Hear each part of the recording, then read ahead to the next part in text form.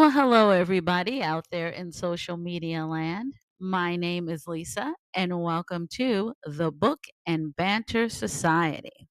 Now, this time I have an obscure movie for you to check out.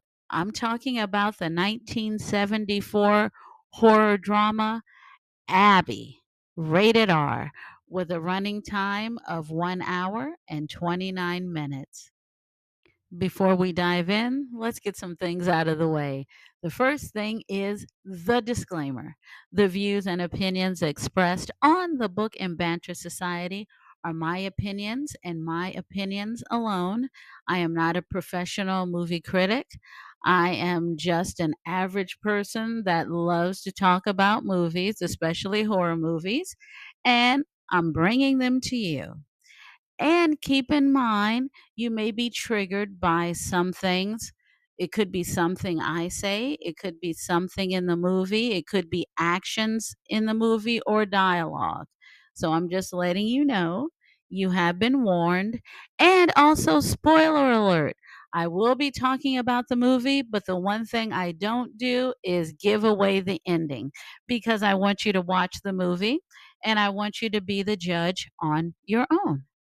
And one more And thing, I want to don't say thank forget you so to much for like and checking out my subscribe channel. and So much also hit that competition notification in button. social media So whenever land. I So do a when you new take time video, out to listen to you'll me, be the I first one greatly to know. appreciate it. And don't And forget to also, like, too, look, subscribe the to my holiday channel, seasons are coming and up. hit that Did you freaking know I'm an notification author? bell. Yes, I And am. also pick up So my check book, out my The book, Creeping The Things and Creeping Other Things Tales of and Other Madness Tales and of Mayhem. Madness Pick and it up as a Mayhem. Christmas gift My for book features yourself, for a 31 neighbor, short horror relative, stories. So go coworker, ahead and or check them friend. out and It's see what you available on think. Amazon, And Lulu, hey, Barnes and like I said, Noble, and Christmas all is over right the around the place. corner. So, all So right, this let's get would be an started. And one excellent more gift thing, and I want to actually say a thank you unique so one as much for well. checking out my And channel. So last much but certainly competition not least, in social thank you so media much for land. So watching. when I you take really time out to appreciate listen to it. me, I I enjoy greatly talking appreciate it. about these And don't movies, forget to and like, when you tune subscribe in, to it my makes it channel, even and better. hit So, that all right, freaking you guys, let's notification get bell. started with And the also movie pick up my Fallen. book. All right, let's get into why you may have never heard of this movie and you may not have even seen the movie. Well, first off, the movie was actually released on Christmas Day, 1974. So think about it on Christmas, you're with the family, I don't know, opening up gifts, you're talking about Jesus, and it's like, I'm in the mood to watch a movie about demon possession. Anyway, so it was released on Christmas 1974. The film was a financial success, grossing $4 million in just its first month. Now, keep in mind, this was a low budget movie in 1974. So, $4 million for low budget. Excellent, excellent success. However, Warner Brothers sued the distributor, American International Pictures, for copyright infringement. So the lawsuit forced the film to be pulled from movie theaters. And not only that, the settlement stipulated it could not be reissued without permission from Warner Brothers. So, because of this, it makes it a rare and hard to find movie, especially, I mean, from back in the days. You couldn't find this movie at all. And because of that, this movie has achieved kind of like this cult status. So you may ask, well, why in the world would Warner Brothers sue for this low budget movie? This is the reason why. Because Warner Brothers released a movie 1 year prior, and that movie was The Exorcist. That movie was released December the 26th, 1973.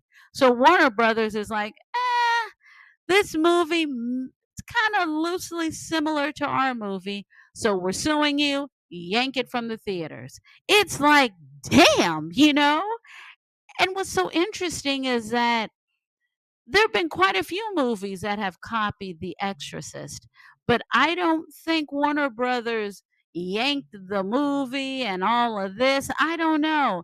And when you watch the movie Abby, it's really not the same. So I don't know. You'll have to be the judge. Let's talk a little bit about the reception of the movie. Reviews were mixed at the time, with many finding the film kind of like an exaggerated ripoff of The Exorcist. However, the performances of Carol Speed, who plays the lead character, and of course the dignified actor William Marshall, are often praised. And the film, like I said before, has gained a significant cult following over the years for its energy and very unique cultural angle. So yes, and like I said before, this to me this is really not a ripoff of The Exorcist. I mean, I don't know, but I guess Warner Brothers thought it was. So let's get to it. The movie opens with a couple of college kids. They are in the park talking to their professor, whose name is Dr. Garrett Williams. Now, Dr. Williams has a doctorate in theology, but not only that, he's an archaeologist as well. And the reason why they're meeting in the park is because they had a little picnic and a little get together with him because he is off to Nigeria because he is studying the Yoruba religion, and one deity that he has been studying is a deity by the name of Eshu. And this is a deity that likes chaos and things of that nature. And as you see, as a going away present, they give him a big giant cross.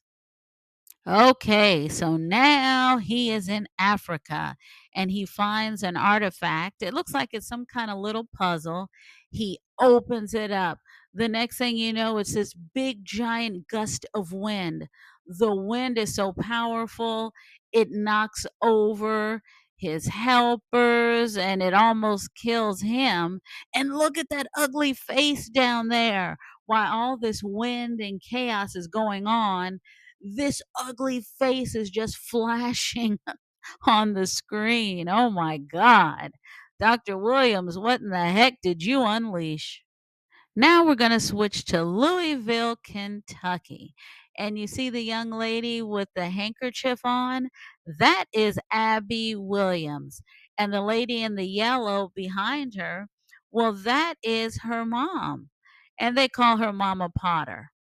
Well, Mama Potter is helping Abby and her husband Emmett, who's a minister, helping them move into that big white house right there.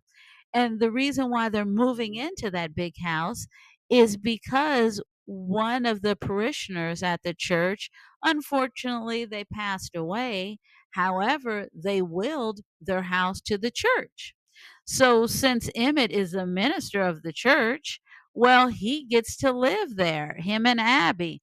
So, they are very happy. And not only that, Abby, she does a lot of church work. She works with the youth and she just got a certificate in marriage counseling. So she is very, very happy. And if you look at the picture down at the bottom, the guy with the vest on, well, that is her husband, Emmett. And the guy with the tie on, that is actually Abby's brother, who's a detective. And his name is Cass Potter. And then uh, the other gentleman in the picture, that is Russell. And Russell is a member of the congregation, and he's just helping them move in and get settled. All right. So you got it. Abby, her mom, the husband, the brother, and Russell, a member of the church. Now, Emmett and Abby, they're settled in their house. But if you look at the house from the outside, there's a creepiness to it. And the next thing you know, the whole house starts shaking, the furniture and everything, and it wakes Emmett up. But it doesn't wake up Abby. She's still sleeping. So he starts shaking her, Abby, Abby. And she's like, what? What? And he's like, you didn't feel that? You didn't feel all that shaking and commotion? And she goes, no. And she's all, look, if you want a little romance, you don't have to lie. And then he's like, well, heck, if you're up, hey, let's get to it. Oh gosh. And then he starts rubbing her arm and he's like, "Man, you're kind of cold. Maybe you should start wearing sleeves to bed." It's like, Emmett, come on. I know you're a minister, but quit being a prude. You're married, you know, come on. And then Abby says something like, "Well, hey, why don't you warm me up?" It's like, "Hey, hello." But for the record, you guys, you're not going to see any nudity, or anything like that. There's no love scene. So just letting you know. Abby, Abby, Abby. So it's the next morning, and you see at the top picture, she's in the shower. But guess what? While she's in the shower, she starts moaning and groaning and rubbing. And it's like, girl, what's wrong with you? You just see her in the silhouette, but she's all moaning and groaning. And then the next thing you know, there's like a shadow behind her in the shower. It's almost like this big giant spirit just engulfs her. It's like, "What?" And then the next picture, she has her laundry because she's going down to the basement to do some laundry. But if you look at the picture down below, look at her eyes. She's like, something isn't right around here." And then the next thing you know, a whirlwind comes into the basement, and there's that ugly face again. It starts flashing on the screen like, "What is going on?" Now here's where things get crazy and funny. Okay, the top picture there, that's Abby at church, you guys. I guess they're getting ready for some kind of church dinner or something. So Abby and a couple of people, including her mom, they're in the kitchen of the church, cutting up chicken and stuff like that. But Abby sees the blood of the chicken, and I don't know, I guess it turns her on. Her tongue is hanging out, blah, blah, blah, you know and then look at the mom. Then the mom starts looking at her like, "Girl, are you okay?" And then the next thing you know, Abby starts cutting into her own arm, you guys. It's like, "Oh no." So then she has to get her arm bandaged up. The doctor has to be called. And Abby's like, "I don't know why I did that." Then the next thing you know, it's like, okay, that's over. Then her husband, it's church, right? Abby just got through singing a solo song, and now her husband is like, "Okay, now it's time for prayer."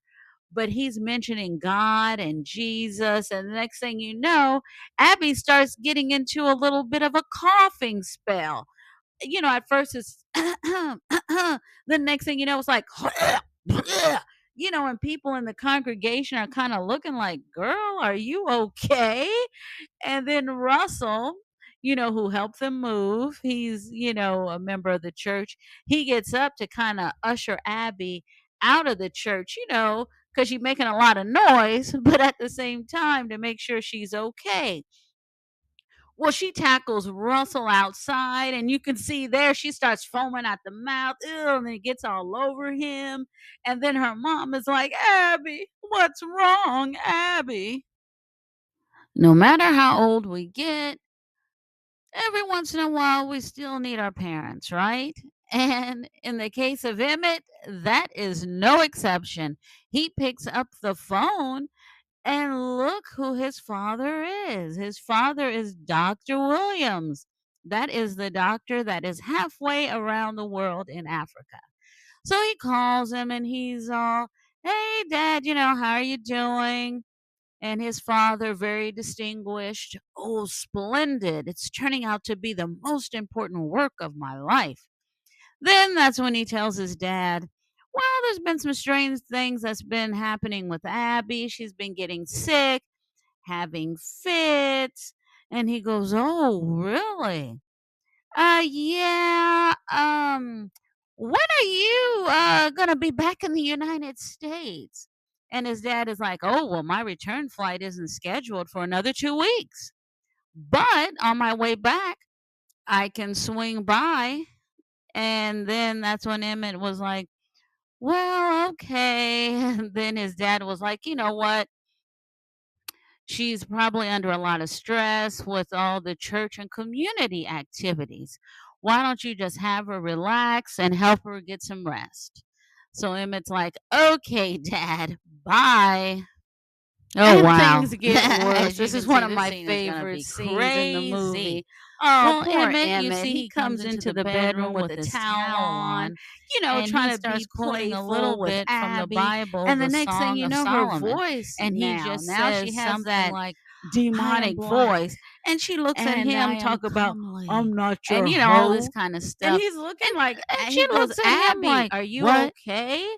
And I then ain't all your of a hoe. sudden she It's goes, like, "A you what?" don't even And have she has enough that to devil voice. satisfy me. It's like, Boom! "What?" And she Then she kicks says, him "You don't even right have in enough to his you satisfy know me." what. Then And she he's takes her doubled leg and over goes, in boom, pain. and And look she at her, and she kicks him, starts you jumping on the guys, bed like right a between lunatic, the legs. laughing at him And he in just pain. doubles It's like, over in Abby, pain. oh my And then she just God. jumps on the bed and And look at her, things and she get starts worse. This is one of laughing my at him like favorite a scenes in the hyena movie. while Oh, he's poor just Emmett. in He comes pain. into the It's bedroom like, with the towel Abby. on. Emmett has a quick talk with Abby's brother. He asks Abby's brother, "Hey, Abby, growing up, was she all right? Did she have any issues?" And the brother's like, "Abby? No, Abby, she's playful. You know how she is." And then Emmett goes, "Well, has she ever been known to take drugs?" And the brother's like, "What? Abby? No, of course not." And then that's when Emmett he looks down and he goes, "Well, then it must be something else." Okay, now remember, Abby is now kind of like a marriage counselor for the church. And you see this young couple right here, they're in Abby's house getting some marriage counseling from her. And she was like, "Well, let's just check this prayer book." And then she reads out of it a little bit. And then, as we see the last picture on the bottom, Emmett shows up. He was at the door and he enters the room and he says hello to the couple. They're smiling and they're happy to see Emmett. Oh, and look at that top picture. Look at the face that Abby is giving Emmett. She's just like, ooh, she is not happy to see him. And then she kind of has like this little devil voice and she says, "I'm going to give a few special tips to Sue." And then Sue is like, that's a lady on the couch with her husband George. And Sue was like, what special tips?" Then all of a sudden Abby is like, "Don't be stupid." It's like all men are not created equal. You gotta check the package. And it's like, ooh, Abby, in so many words. She said, "You better check that man's package." Because all men are not created equal. Oh my God. Then Abby stands up and she says, "You know what? I want to take George upstairs and F the S out of him." And look what she does. She rips open her dress. Oh my God. Then Emmett takes his coat and kind of like tackles her, like, "Oh my God, cover yourself up." And then he takes her upstairs in the bedroom and he's all, "Abby, what in the world is wrong with you? What's going on?" And she's all, "I don't know, Emmett. Help me. I don't know." Well, the devil is back. Look at Abby. So now the devil voice is like, "Oh, you want to F Abby, don't you? Don't you?" It's like, "What?" And then she just throws Emmett on the bed.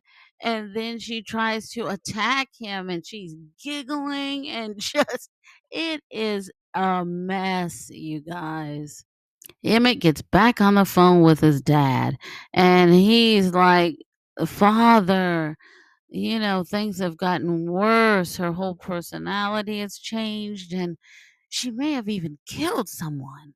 And then the father is like, "What?" And Emmett's like, "Yeah, father, it's more than just an illness." And so now his dad is like, "I'll be on the next flight back." So Abby is checked into the hospital. And as you can see from the top picture, they're running tests on her brain just to see if there's anything wrong. And then the doctor is telling Emmett and Abby's mom, there's nothing wrong with Abby, nothing at all. And they're looking at the doctor like, what? You've got to be kidding. Come on.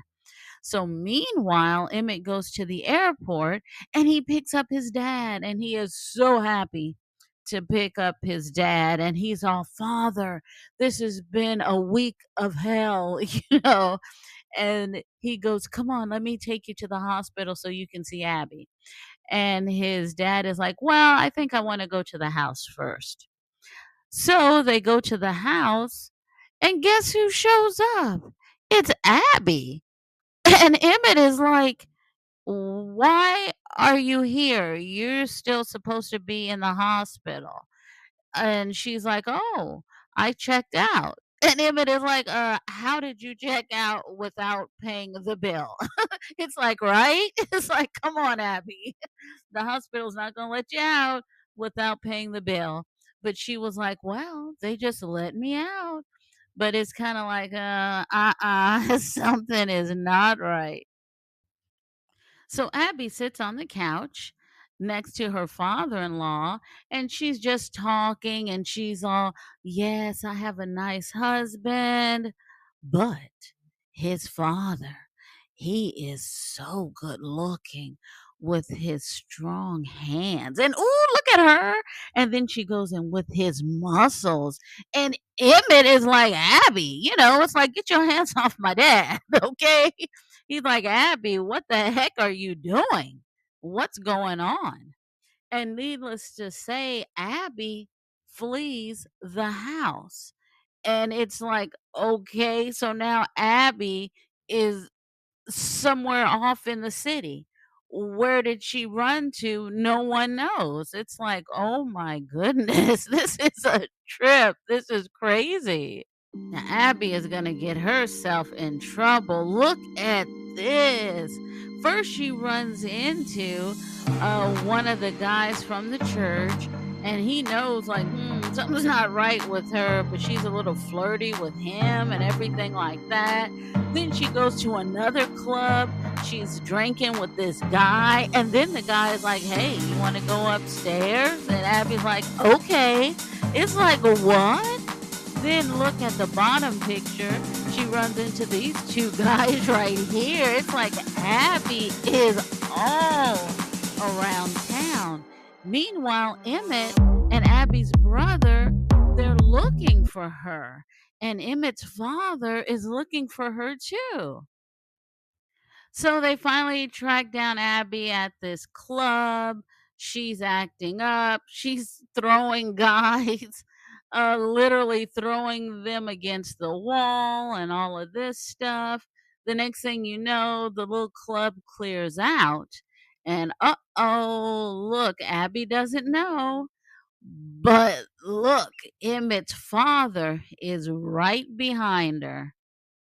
Ooh, yikes. But look, Abby doesn't care. Abby's like, "Okay," she is ready, and she is ready to fight. Look, and Emmett's dad is like, look, he got his cross. He's like, "Uh-oh, yeah, this is gonna be a rough one." Look at him. He goes into his little goodie bag. He has to go into that bag of tricks because he's like, "Yeah, this is gonna be a tough one." And the question is, will Abby be saved? Will she die while she's trying to be saved? Will she be saved? Will this demon go into someone else? Who knows? Well, I know, but I'm not going to tell you because you know why? Because I want you to watch the freaking movie. Like I said in the beginning, I'm not gonna tell you the end, so you'll have to check it out yourself. Well, let's go behind the scenes of this movie. First of all, the film was directed by William Gertler. who also wrote the story. And now William started filmmaking in 1972, and he actually made 9 films in 6 years. Whoa. And unfortunately, he passed away all the way back in 1978, and he was only 30 years old. He died in a helicopter crash. Wow. And Gordon Cornell Lane, now he wrote the screenplay to this movie. And as far as I know, he is still alive. He has to be in his 90s because I think he was born in 1930. Now, Gordon founded the Actors Creative Ensemble, and this is a place for young people to learn the skill of acting. And he also co founded Mid American Pictures with William Girdler. Now, look at your screen. William Marshall. Whoa, this 6'5" guy with the nice voice was a Shakespearean actor. But not only was he an actor, he was a director as well as an opera singer. And if you look at my movie recap of Blackula, he's the main character. He plays Dracula. And he also played in the sequel, Scream, Blackula, Scream. I mean, this guy was very distinguished. His voice, absolutely amazing. So check out my movie recaps on those two movies because I go into more detail about his life as well as his acting career. And not only that, you can go back and watch William Marshall on a couple of TV shows, such as Bonanza, Star Trek, and actually Pee Wee's Playhouse. Yes, you guys, Pee Wee's Playhouse. William, he was very, very versatile. And he passed away back in oh no, 2003 at the age of 78. And next up, we have Terry Carter. Now, Terry Carter became famous for playing on the hit show McCloud. Yes, that show was very famous in the 1970s. He also was in Battlestar Galactica. He starred on Broadway with Eartha Kitt. And before he became an actor, he was a weekend news anchor. Wow, isn't that something? He started a small corporation in Los Angeles, and he was a governor on the board of governors of the Academy of Television Arts and Sciences. And this is a board that awards the Emmys. Now, he retired in 2013, and he just passed away last year. But guess what? He lived to be 95 years old. Wow, not that many people can say that. Well, unless you're Dick Van Dyke, who just turned 100. But whoa, Terry, what a career. Next up, Austin Stoker. Now, Austin also was on Broadway. He was in a Broadway production of Truman Capote's House of Flowers. He also starred in Sheba Baby with none other than Pam Grier, Battle for the Planet of the Apes, Horror High, and the mini-series Roots. Wow, who hasn't been in Roots? If you look up Roots, look at the laundry list of people that starred in that miniseries. Unbelievable. And he was in the movie Airport 1975, which scared the hell out of me when I was a little kid. And unfortunately, man, he's gone too. He passed away in 2022, but he lived to be 92 years old. Oh, okay, Austin. Now let's get to the star of the movie, Carol Speed. Now, Carol didn't do a lot of acting. However, let's go back. She was the first Black homecoming queen in Santa Clara County, California. And she also received a scholarship for the American Conservatory Theater in San Francisco. And she was a backup singer for Bobby Gentry. If you guys are not familiar with Bobby Gentry, she had a super famous hit in 1977 called Ode to Billy Joe. Oh, when I was a kid, I loved that song. If Please take some time out and listen to that song. It is amazing. And the way she sings the song, she's actually singing like it's like storytelling. Amazing song. But anyway, let's get back to Carol. Now, Carol was in the movie The Mac. You know The Mac, 1973, starring none other than Max Julian. She was also in Black Samson, The Big Birdcage with Pam Grier, and Disco Godfather that starred Rudy Ray Moore. And you could also find her Days of Our Lives and Sanford and Son. And oh, Carol, she passed away in 2022. She was 76 years old. She may be gone, but I'm telling you, after you watch this movie, you will never forget Carol. She did one hell of a job. All right, who's next? Juanita Moore. Now, Juanita Moore began her career all the way back in the 1930s. She was a chorus girl at the famous Cotton Club. And in 1959, guess what happened, you guys? She was nominated for an Academy Award for Best Supporting Actress for the movie Imitation of Life. That movie, love that movie. Please check out that movie. That movie starred Lana Turner.